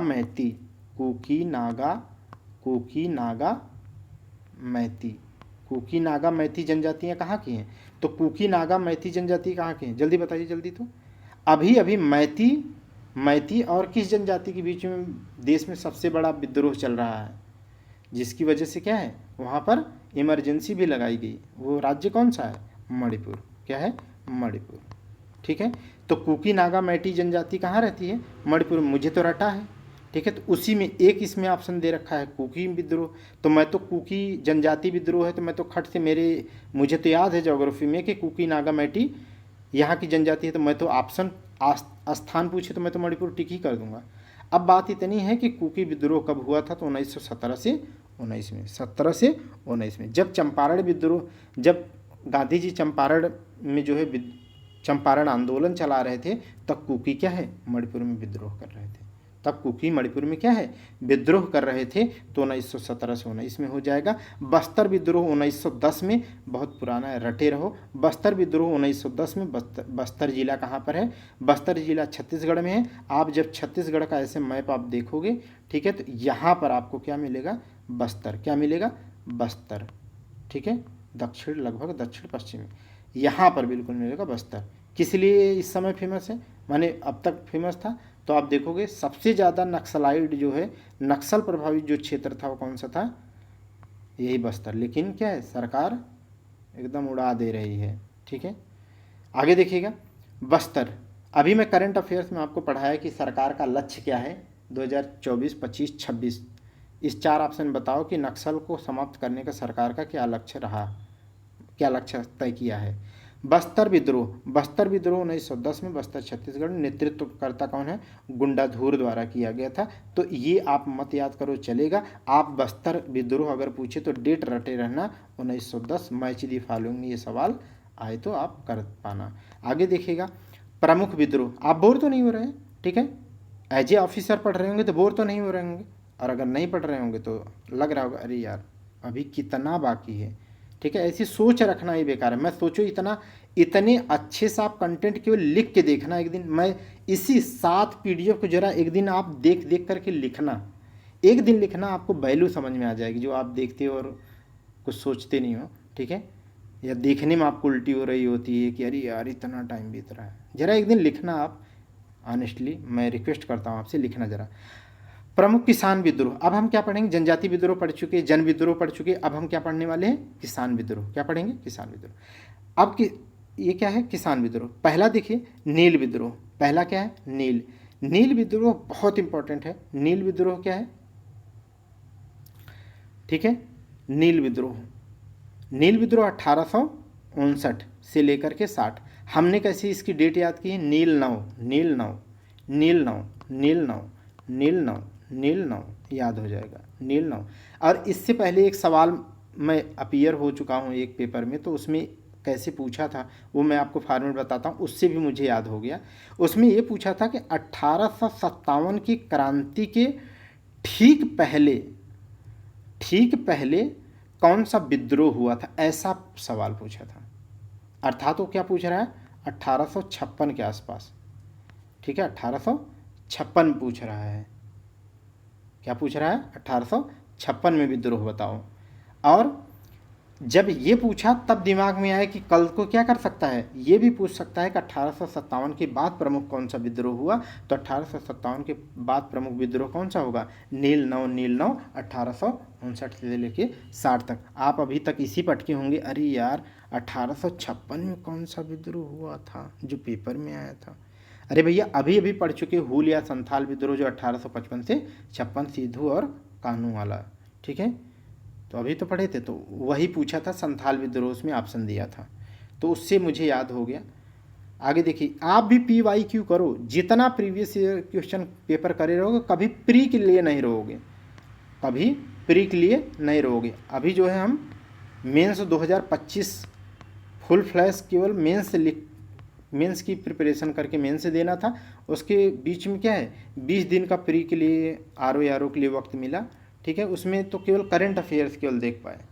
लेकिन क्या है, इतना PYQ करे रहो, कोई दिक्कत ना हो, ठीक है, तो कोई दिक्कत ही नहीं है, इतना प्री में आराम से इस समय अभी जो आंसर किया है उससे 155 बन रहे हैं, तो कोई दिक्कत ही नहीं है, टेंशन ही नहीं है। तो PYQ किए रहो, रटे रहो यार, जब ठान लिए रहोगे एकदम घोंटे रहो। मैं तो कहता हूँ एनर्जी और लाओ, मैं रट सकता हूँ और कोई रट सकता, तो मैं क्यों नहीं रट सकता, रटो। कारण देखो, अंग्रेजों के द्वारा जबरन नील की खेती के लिए क्या है, बाध्य किया जाना, माने आपका खेत है लेकिन आपको क्या कर दिया जाए, कहा जाए कि आपको इतने कम से कम भूमि पे क्या है निश्चित तौर पर नील की खेती करनी पड़ेगी, तो आप तो विद्रोह करोगे ही, यही हुआ, ठीक है। इसके नेतृत्वकर्ता कौन थे, तो नेतृत्वकर्ता थे दिगंबर विश्वास और विष्णु विश्वास, दिगंबर विश्वास और विष्णु विश्वास, ठीक है, दिगंबर विश्वास और विष्णु विश्वास। एक बात मैं आपको बहुत ऑनेस्ट में बोलता हूँ, और मैं बहुत इस मामले में बहुत ऑनेस्ट हूँ, मैं अपनी कभी भी तारीफ के दृष्टिकोण से नहीं बोलता हूँ, मैं वो चीज़ इसीलिए बोलता हूँ ताकि आप में वो विश्वास में पैदा कर सको। मैं तो चाह के भी आपको ऑफिसर नहीं बना सकता हूँ, लेकिन एक चीज़ है, मैं आपको रोज़ हिट करके क्या है, मैं आप में एक ट्रस्ट डेवलप कर देना चाहता हूँ। आप अपने आप में क्या है खुद पर विश्वास पैदा कर लो, ठीक है, सच कहता हूँ मैं ईमानदारी से, ठीक है, अगर खुद पे विश्वास हो जाए जिस दिन, ठीक है, तो आप निकाल ले जाओगे, क्योंकि उस दौर से मैं भी गुजरा हूँ, ठीक है।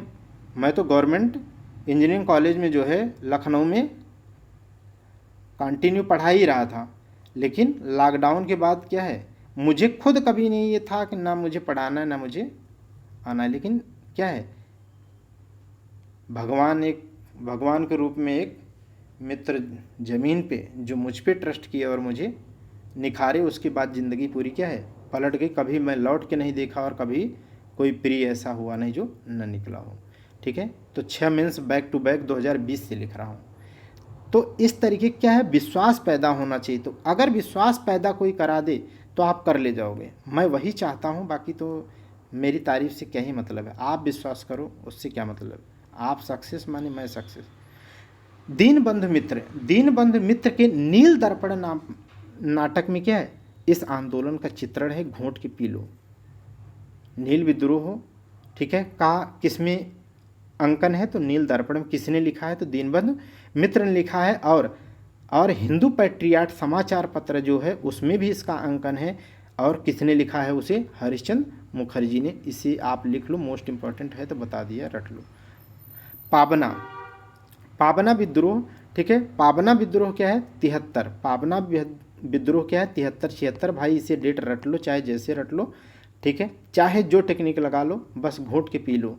73 76 पाबना, 73 76 पाबना विद्रोह। ये क्षेत्र कौन सा है? तो बंगाल का क्षेत्र, बंगाल का पाबना क्षेत्र है। उद्देश्य क्या है? तो जमींदारों, साहूकारों और ऋणदाताओं के पास जो रखी हुई डिक्रियां हैं उसको क्या करना? नष्ट करना था। और ये क्या करते थे? ये जैसे आपने 5 रुपये, आप इनसे ऋण लिए 5 रुपये, बहुत लंबा समय जब बीत जाता था तो इसी में ये लोग क्या करते थे? 5.5 माने 5.5 रुपये कर देते थे। जो लिया है 10 रुपये उसका क्या कर देते थे? 12 रुपये, ठीक है। और जब समय बीता तो उसी में 1 रुपये और जोड़ दिए आपको, ठीक है। अब इनका डेटा तो इनके पास रखा है, आपका तो कोई वैलिड डेटा रखा, मतलब वैलिड कोई कागज़ तो रखते नहीं है तब, तो धीरे धीरे ये लोग बढ़ा देते थे। इसी का विद्रोह किया गया था कि जमींदारों और साहूकारों के पास जो डिक्रियां रखी हुई थी, पाबना विद्रोह 73 से 76, 3 साल में क्या है? उन डिक्रियों को लेकर के जलाते रहे, माने विद्रोह कर दिया। नेतृत्वकर्ता कौन थे? तो ईशान चंद्र राय, ठीक है। तो अगर कहा जाए ईशान चंद्र राय, केशव चंद्र राय और शंभुनाथ पाल, तो आप ईशान चंद्र राय और केशव चंद्र राय रट लो। इन्हीं की राय थी, इन्हीं की राय थी 3 साल तक मिल के क्या करो? सबके पास जो डिक्रियां रखी हैं, जो लिख के रखे हैं, ये लोग जला दो। किसने राय दिया? ईशान चंद्र राय, केशव चंद्र राय। क्या राय दिया? 3 साल तक, 1873 से लेकर के 76 तक, 3 साल तक क्या करना है? विद्रोह करके वो सारी डिक्रियां नष्ट कर देनी है जो ये लोग बढ़ा बढ़ा के लिखे हैं, ऐसा कहते हैं। ऐसे याद हो जाएगा। नोट की बात कर लें तो इसमें ये नारा था किसान आंदोलन में, इन्होंने कहा कि हम किसान, मतलब इसमें किसानों ने कहा कि हम महारानी और सिर्फ महारानी का रैयत होना चाहते हैं। रैयत माने होता है किसान, ठीक है। इन्होंने कहा कि हम जमींदारों के अंडर में काम नहीं करेंगे, हम सिर्फ और सिर्फ महारानी, सिर्फ महारानी के रैयत होना चाहते हैं। ये लोग बेईमान हैं, ये लोग अब ये नहीं जानते कि वो सारी बेईमानी इन्हीं के वजह से हो रही है। चलिए आगे देखते हैं।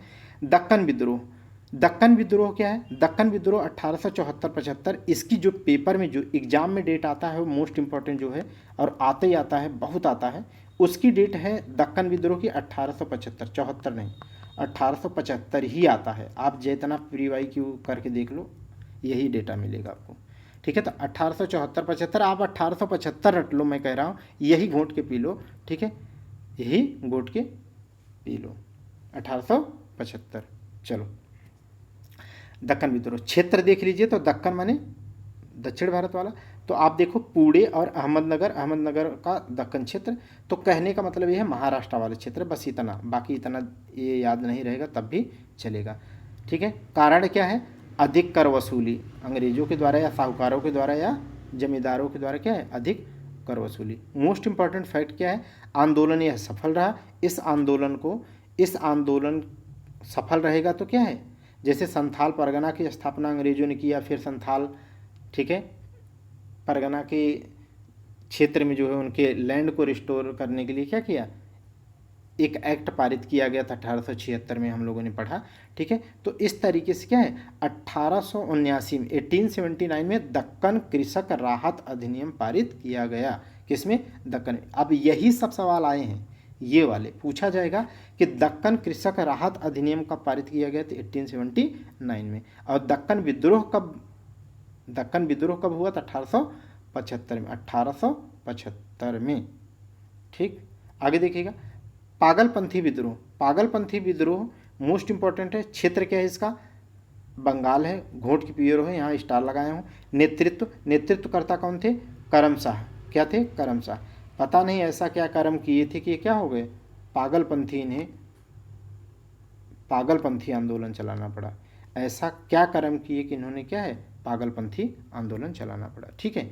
आगे देखिएगा, 1885 में टीपू शाह जो करम शाह के पुत्र थे, उन्होंने नेतृत्व संभाला। तो ऐसे याद कर लो कि करम शाह के बेटे, ठीक है, या बाप बेटे ने ऐसा न जाने कौन सा कर्म किया कि पागलपंथी विद्रोह का नेतृत्व करना पड़ा, ऐसे याद कर लो। क्योंकि बाप बेटा वहाँ फर्जी हो गए थे, 1838 में हम लोगों ने पढ़ा, ठीक है। फराजी आंदोलन, ऐसे ही बाप बेटे यहाँ पर क्या है, ऐसा न जाने क्या कर्म किए कि पागलपंथी आंदोलन चलाना पड़ा। तो करम शाह हो जाएगा, कर्म से, टीपू शाह। आगे देखिएगा, most most most most important है मोपला विद्रोह। मोपला विद्रोह की दोनों डेट आपको रटनी है, एक डेट से काम नहीं चलेगा। ये प्लीज प्लीज प्लीज ये भी डेट आप घोट के पी लेना, और अगर ये 2 स्टार लगाना तो इसके बाद वाले पे क्या है 3 स्टार लगा देना 1999, लेकिन ये दोनों डेट याद रखना क्योंकि दोनों रटनी है। क्लियर होगी बात। अब ये देखो ये क्षेत्र कौन सा है, मतलब मोपला विद्रोह किस क्षेत्र में हुआ, तो मोपला विद्रोह मालाबार क्षेत्र में हुआ, जो मालाबार केरल में। मोपला कौन थे तो मैं आपको बता देता हूँ, यह अरब मूल के, मतलब अरबी लोग जो यहाँ व्यापार करने आए थे। तो हम लोगों ने पढ़ा था ना पहले चैप्टर में हम लोगों ने पढ़ा था ना, नहीं दूसरे चैप्टर में, जब हम लोगों ने देखा था कस्तुनतुनिया पर जो है 1543 में ना, 1543 कहाँ था यार, क्या बोल रहा हूँ, ठीक है। तो हम लोगों ने देखा था कि अपने यहाँ भारत में वेनिस और अरबों का क्या है बहुत अच्छा संबंध था। तो वो अरबी जो भारत में रुक गए, रह गए, ठीक है, वो किसानी करने लगे, उन्हीं को कहा गया मोपला। उन्हीं को क्या कहा गया है, मोपला।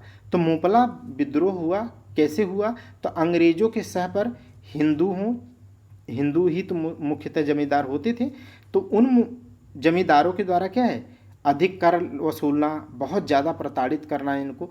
तो इस तरीके से जमींदारी शोषण के द्वारा जो है मोपला विद्रोह का उद्भव हुआ। और मोस्ट इम्पॉर्टेंट यहाँ पर लिखा है कि 1921 में, 1836 में कौन था वो छोड़ दो, वो जरूरी नहीं, लेकिन 1921 में इसे किसने नेतृत्व प्रदान किया उसे क्या कर लो 100 टाइम मोस्ट इंपॉर्टेंट है, ठीक है। पूरा विद्रोह ही मोस्ट इंपॉर्टेंट है। तो अली मुसलियार किसके द्वारा, अली मुसलियार, ठीक है। गांधी जी ने भी इसका क्या किया था, समर्थन किया था। ये मोस्ट इंपॉर्टेंट पॉइंट है, ठीक है भैया, इसे याद कर लेना, ये ऐसे ही नहीं लिखा हूँ, ठीक है। कि पूछा गया है कई बार कि गांधी जी ने निम्नलिखित में से किस आंदोलन का समर्थन किया था, तो वो कौन था, मोपला, ठीक है। वो ऑप्शन में रहेगा, आप कर ले जाएंगे। अब नेक्स्ट देख लीजिएगा 20वीं, बस थोड़ा सा सहजता से और पढ़ लीजिए रिलैक्स मोड में। 20वीं सदी के प्रमुख कृषक आंदोलन कौन कौन से थे, तो 20वीं सदी में प्रथम अगर देखा जाए कृषक आंदोलन, ठीक, तो कौन सा था, माने आंदोलन या सभा की बात हो रही, यहाँ पर आंदोलन तो ऊपर पढ़ चुके हैं, सभा और संस्था की बात करनी चाहिए थी, ठीक है, और आंदोलन भी ठीक है, लेकिन हमें याद रखना है। अब देखो बहुत इंपॉर्टेंट, बहुत ही नहीं बहुत इंपॉर्टेंट है, एक एक लाइन रट लो भैया। ये देखो इतने अच्छे से कंटेंट मैं आपको लिख के देता हूँ, मैं जब खुद देखता हूँ या जब मैं लिखता हूँ तो आज जो लोग जानते हैं वो जब देखते हैं, ठीक है, रियल में उस तरीके से कहते हैं यार आप पेन से ही लिखते हो, कितनी मेहनत लगती है। और आप इस चीज़ को एक दिन ज़रा ऐसे ही लिखना, जैसे मैं लिखा हूँ ऐसे कॉपी कर लेना, फिर मेहनत आपको समझ में आ जाएगी। अभी तो आपको क्या है देखने के बाद भी एक लाइक तक नहीं या एक कमेंट नहीं करते आप, एक दिन आप लिखना, आपको वैल्यू समझ में आ जाएगी। हम लोगों का तो वसूल है, जैसे मेरा वसूल है, मैं किसी की भी कोई भी वीडियो जब देखता हूँ, अगर मैं देखा, ठीक है, तो देखा इसका मतलब है कि मुझे अच्छी लगी, और अगर मुझे अच्छी लगी तो मेरा केवल मैं इतना अपना नैतिक कर्तव्य मानता हूँ कि उस व्यक्ति को मैंने कोई फीस नहीं दी तो कम से कम एक लाइक तो कर ही सकता हूँ। आगे देखिएगा उत्तर प्रदेश किसान सभा, उत्तर प्रदेश किसान सभा 1918, उत्तर प्रदेश किसान सभा कब बनी, 1918 में। इसके संस्थापक कौन है, तो गौरी शंकर और इंद्र नारायण, और इसके सहायक कौन है, मदन मोहन मालवीय, ठीक है। अगर कोई कहे इंपॉर्टेंट कितने हैं ये, तो हम ये पूरे किसान आंदोलन जो तीनों पढ़ेंगे वो कितना बार हम कहेंगे, 5000 बार स्टार लगाएंगे, ठीक है, इतनी इंपॉर्टेंट है। अब इससे ज़्यादा कुछ नहीं बोलूँगा। तो संस्थापक याद रख लो गौरी शंकर इंद्र नारायण, सहायता कौन किया था, मदन मोहन मालवीय। शक्ति और इसका विस्तार, माने इसको शक्ति कौन प्रदान किया, इस आंदोलन को विस्तार किसने दिया, तो बाबा रामचंद्र देव और बाबा रामचंद्र झिंगुरी लाल और दुर्गा पाल। अगर पूछे कि ये भी इससे संबंधित थे कि नहीं, तो संबंधित थे, लेकिन संस्थापक ये नहीं थे, वास्तविक विस्तार देने वाले ये थे, ठीक है। मोस्ट इंपॉर्टेंट अगला देखो, मोस्ट इंपॉर्टेंट ये है कि 1919 में इसी सभा के द्वारा 1919 में कहने पर, ठीक है, नाई धोबी बंद सामाजिक बहिष्कार किया गया था, जो रायबरेली, फैजाबाद और सुल्तानपुर वाले क्षेत्र में यह नाई धोबी बंद सामाजिक बहिष्कार किया गया था। इसमें यह कहा गया कि अब अंग्रेजों कि कोई दाढ़ी नहीं बनाएगा, बाल नहीं काटेगा, उनके कोई कपड़े नहीं धोएगा, यही सामाजिक आंदोलन या सामाजिक विद्रोह था। माने सामाजिक विद्रोह ने सामाजिक बहिष्कार था। किसमें? उत्तर प्रदेश किसान सभा 1918 में। ठीक है, बस 10 सेकंड दोस्तों, थोड़ा सा पानी पी ले, गला एकदम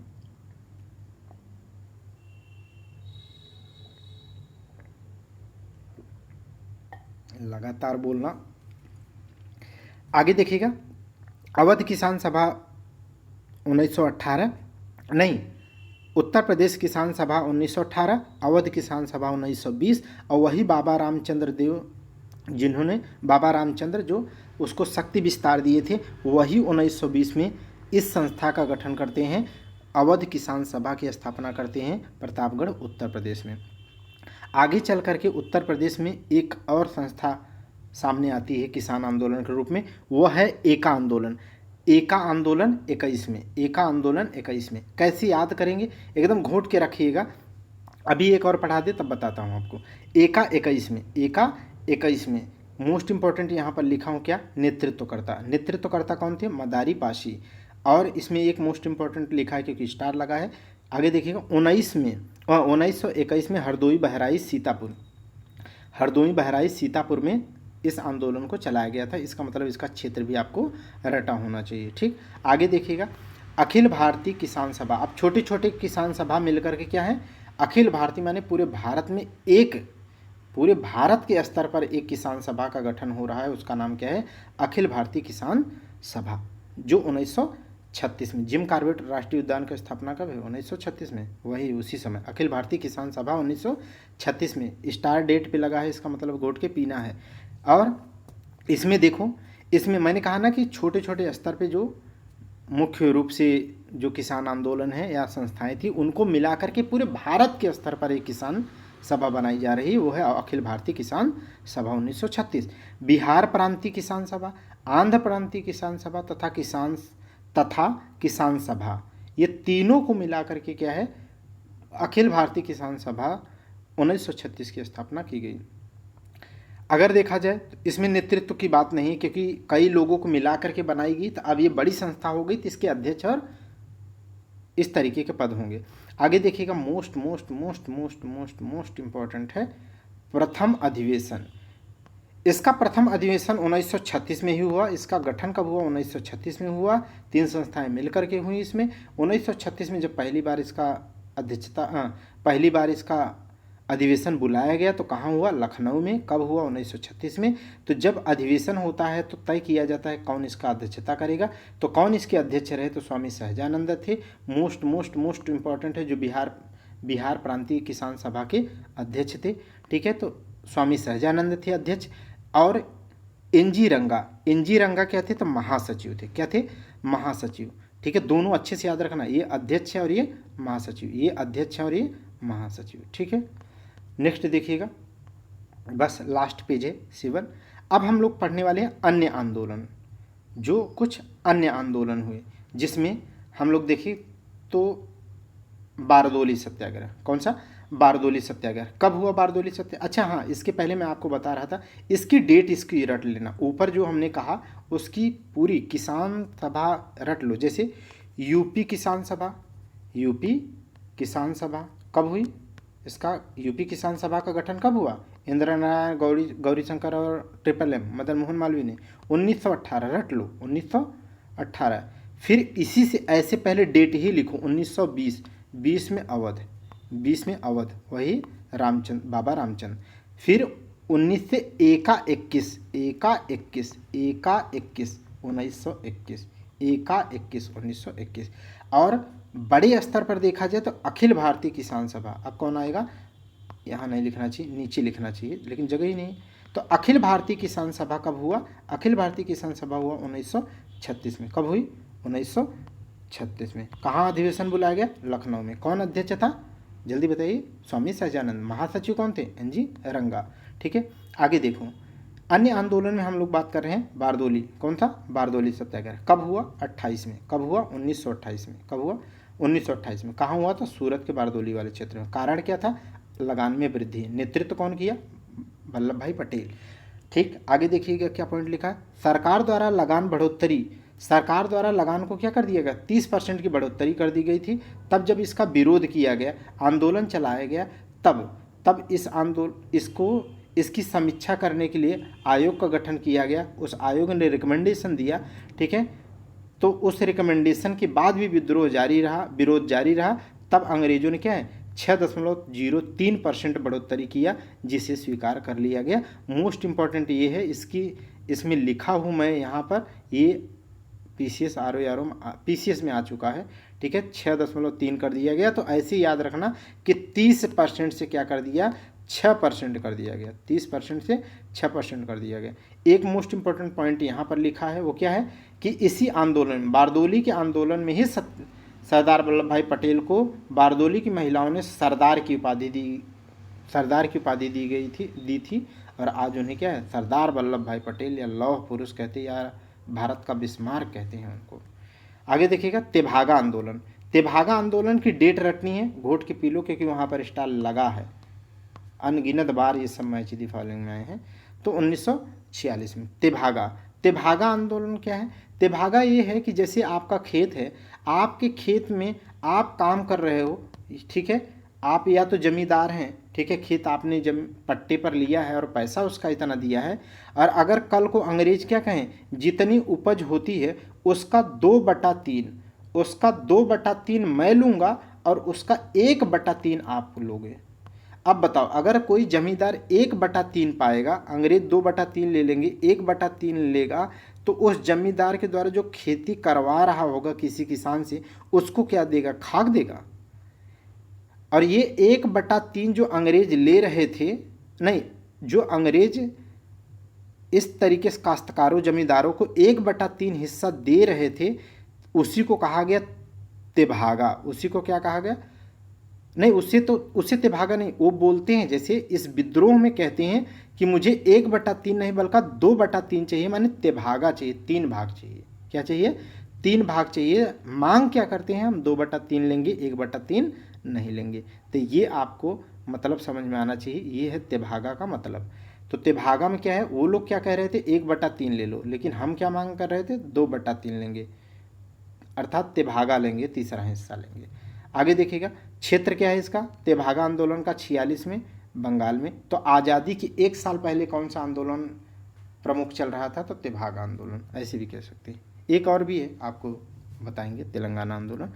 तो क्षेत्र क्या है, क्षेत्र बंगाल है, तेभागा का क्षेत्र बंगाल है। कारण मैंने आपको सारा बता दिया, ठीक है। और नेता कौन है, कंपाराम और भवन सिंह। तो इन्होंने क्या है, ये मतलब ऐसे याद कर लो कि 3 भाग मांगने वाले क्या है, एकदम कांप रहे थे, माने एकदम जर्जर अवस्था में थे, फिर भी अंग्रेजों के आगे, ठीक है, झुके नहीं। तो बोले कि मुझे तेभागा चाहिए, 3 भाग चाहिए, 1/3, एक हिस्सा नहीं चाहिए बल्कि 3 हिस्सा चाहिए। कौन कहा था, कांपते हुए कंपाराम ने कहा। कौन कहा, कांपते हुए कंपाराम ने कहा कि हमें 2/3 चाहिए, न कि हम 1/3 लेंगे, आगे देखिएगा, तेलंगाना आंदोलन भी क्या है, तेलंगाना आंदोलन भी 1946 से लेकर के 51 तक। इसके बारे में एक मोस्ट इम्पोर्टेंट पॉइंट लिखा तो होगा, ठीक है, पढ़ते हैं, लिखा हूँ। देखो, तेभागा आंदोलन जैसे 1946 में है, ऐसे ही है 1946 में भी है, और 1946 से 51 तक। तो तेलंगाना हैदराबाद में है, आप जानते हैं, तो इसीलिए स्थान नहीं लिखा हूँ। जमींदारों व उनके सहयोगियों के विरुद्ध था, माने शोषण के कारण था। आंदोलन कैसा था, हिंसात्मक था, माने खूब मार कत्ल भी रही होगी।